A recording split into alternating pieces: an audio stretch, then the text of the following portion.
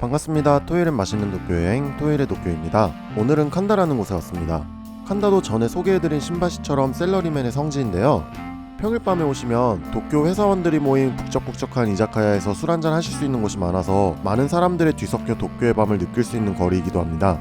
저 멀리 아키하바라가 보이는데요.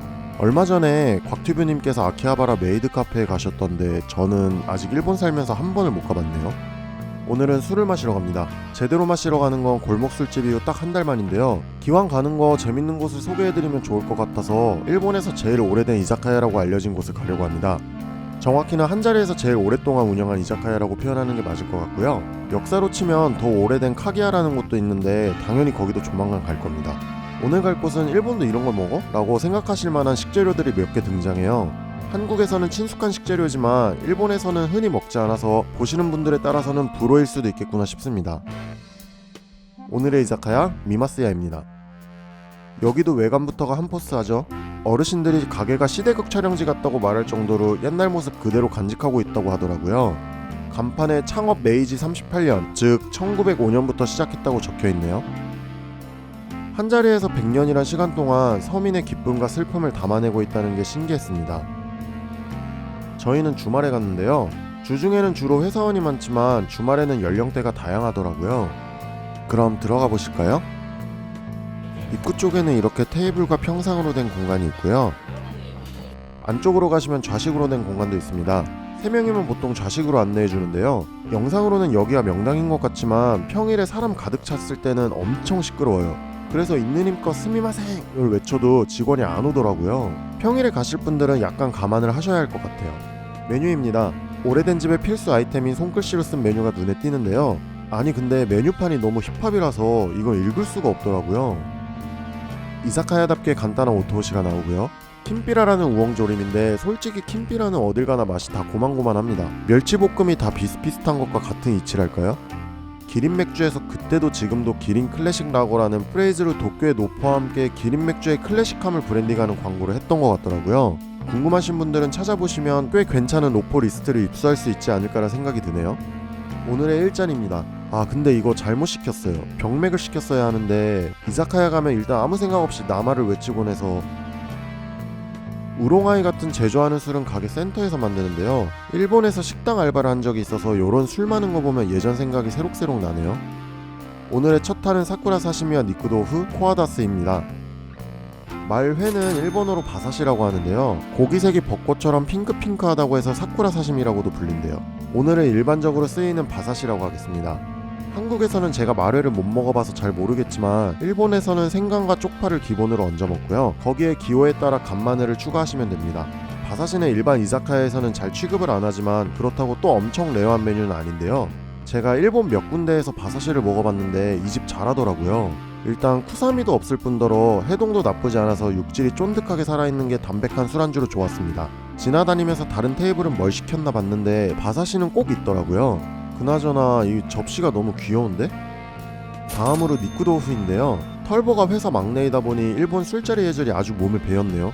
저는 막내 때 거래처 접대하러 갔다가 몰라서 손 놓고 있으니까 부장님이 아주 죄송합니다. 니쿠도후는 다들 한 입 먹고 바로 밥 생각이 난다고 하더라고요. 달짝지근한 맛이 잘 스며든 게 두부 싫어하는 사람 빼고는 누구나 좋아할 맛이에요. 이대로 흰밥 위에 부어서 돈벌이로 따로 팔아도 되겠는데 싶었습니다. 만드는 법도 간단해서 집에서 만들어서 술안주로 드셔도 좋을 것 같네요. 전에 식초에 절인 고등어인 시메사바를 소개해드린 적이 있는데요. 코아다스는 시메사바보다는 비린맛도 덜하고 살이 더 땡땡한 느낌이라서 씹는 맛도 있고 먹기가 더 편하더라고요. 식초에 절이고 그 위에 레몬을 뿌려서 그런지 약간의 청량감도 있어서 맥주와 사케를 놓고 고민하다가 역시 이런 분위기에는 병맥이 갑이라서 병맥으로 시켰습니다. 그러고 보니 제 채널은 항상 맥주만 마시는 것 같네요. 앞으로는 다양한 주종으로 열심히 달려보겠습니다. 코아다스는 이 집 간판 메뉴 중 하나니 참고하시고요. 이쯤에서 시원한 맥주 한 잔과 어울릴 보거 맥주 튀김을 추가했습니다. 튀김옷에 맥주를 섞어서 그런지 튀김옷 자체가 바삭하고 가볍게 느껴지더라고요. 아니 옷이 얼마나 가벼운지 얘가 부끄럽게 자꾸 옷을 벗더라고요. 바삭한 튀김옷 사이로 첫입은 부드러운데 씹을수록 단단하다고 느껴질 정도로 생선살의 탄력이 일품이었습니다. 요것도 꼭 드셔야겠네요. 실은 이날이 추석이었는데 살짝 동태전 먹는 느낌도 좀 내봤습니다. 다음으로 사쿠라 사시미의 시모후리 버전을 시켜봤고요. 소고기와는 다른 말고기의 마블링이 군침이 싹 도네요. 아까 먹었던 아카미는 살코기다 보니 시모후리에 비해 오래 씹는 특징이 있는데, 시모후리는 지방이 입안에서 자연스럽게 녹아내리다 보니까 훨씬 가볍게 넘어가는 맛이었고요. 무와 함께 싸서 먹으니까 술이 계속 들어가더라고요. 바사시를 처음 접하신다면 이쪽이 입문하시기 더 좋을 것 같아요. 근데 처음이어도 그냥 2개 다 시켜도 둘 다 맛있게 드실 것 같습니다. 하나만 시키면 돌아가는 비행기에서 섭할 것 같아요. 여담으로 미마스야에는 없지만 말갈기 쪽의 하얀 지방 부위를 타테가미라고 하는데요. 꼬들한 식감이 진짜 술안주로 미쳤습니다. 일본에 말고기 전문점도 많으니 오시면 드셔보시길 추천드리고요. 잠시 쉬어가는 타임으로 아스파라거스로 정돈 한번 싹 하고요. 미마스야에 오시면 꼭 시켜야 한다는 미꾸라지 요리를 피날레로 정했습니다. 일본어로 미꾸라지를 도세우 또는 도조라고 하는데요. 아마 일본어를 읽으실 줄 아시는 분들은 영상 초반에 눈치채셨겠지만 입구에 걸린 초친에 큼지막히 도세우라고 쓰인 걸 보고 아 임마 오늘 미꾸라지 먹겠네라고 생각하셨을 것 같아요. 일본에서도 미꾸라지 요리가 몇 있는데요. 그 중에서도 미마스야는 배를 가른 미꾸라지에 계란물을 풀어 만든 냄비 요리인 야나카와라는 나베 요리가 유명한 집이에요. 오늘은 아쉽게도 야나카와가 품절돼서 마루니를 주문했습니다. 아무래도 미꾸라지를 통으로 끓인 거다 보니까 비주얼이 조금 그런데요. 호불호가 극명하게 나뉘는 음식이다 보니 꼭 드시라고 말은 못하겠지만 미꾸라지를 드실 수 있는 분은 엄청 일본스러운 맛을 느끼실 수 있을 만한 맛입니다. 얇게 썬 우엉을 잔뜩 넣고 미림과 간장으로 간을 한 스프에 미꾸라지를 넣고 푹 끓인 건데요. 흙냄새가 단 1도 안 나서 미꾸라지를 처음 먹는 빵순이도 커다란 멸치라고 생각하고 먹어봤는데 맛있는데? 이러더라고요.